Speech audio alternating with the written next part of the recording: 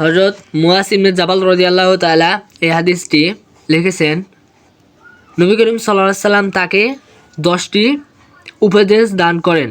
চলুন শুনে আসা যাক সেই 10টি উপদেশ কী কী।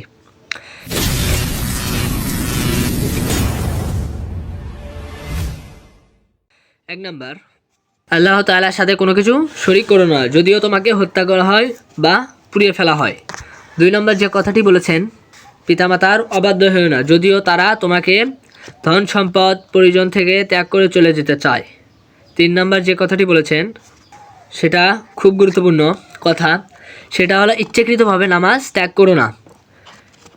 ইচ্ছাকৃতভাবে নামাজ ত্যাগ করতে নিষেধ করেছে রাসূলুল্লাহ সাল্লাল্লাহু আলাইহি সাল্লাম এবং মুয়াজ ইবনে জাবাল রাদিয়াল্লাহু তাআলাকে আদেশ করেছেন। তাই আমরা কোনোভাবে নামাজ ত্যাগ করব না। কিন্তু এই সমাজে এসে দেখা যাচ্ছে শুক্রবার ছাড়া মসজিদ ভরে না। 1 লাইন তো দূরের কথা, হাফ লাইনও এখন ভরতে চায় না। ফজর চলে যায়, জোহর চলে যায়, আসর চলে যায়, মাগরিব চলে যায়, এভাবে 6টা দিন চলে যায়। 7ম দিনে শুধু জুমার সময় উপস্থিত থাকে। এগুলো হবে না।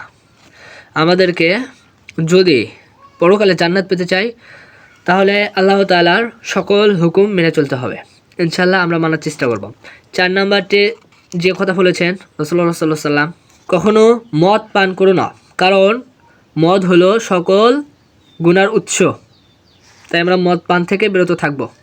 5 নাম্বার, পাপ কর্ম হতে দূরে থাকবে, কেননা যে ব্যক্তি পাপ করে আল্লাহ তাআলা তার উপরে রাগান্বিত হয়ে যায়।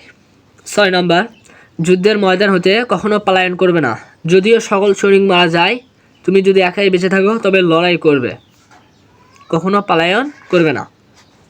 7 নাম্বার, যখন কোনো সমাজ বা রাষ্ট্রের ভেতরে মহামারী দেখা দিবে তখন তুমি পলায়ন করো না। 8 নাম্বার, তোমার সাধ্য অনুযায়ী তুমি পরিবারের পেছনে ব্যয় করবে। 9 নাম্বার, শিষ্টাচার শিক্ষাদানের উদ্দেশ্যে তাদেরকে শাসন করবে, শাসন থেকে বিরত থাকবে না। 10 নাম্বার, তাদেরকে আল্লাহর সম্পর্কে ভয় দেখাও।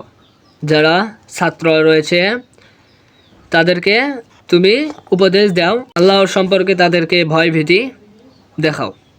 আল্লাহ তাআলা আমাদের এই 10টি উপদেশ মেনে চলার তৌফিক দান করেন, আমিন।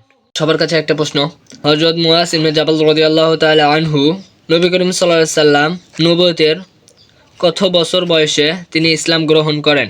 কমেন্ট বক্সে লিখে যাবেন। ভিডিওটা ভালো লাগলে লাইক করে যাবেন। আজকের মতো এই পর্যন্তই। ভালো থাকবেন, সুস্থ থাকবেন। আল্লাহ হাফেজ।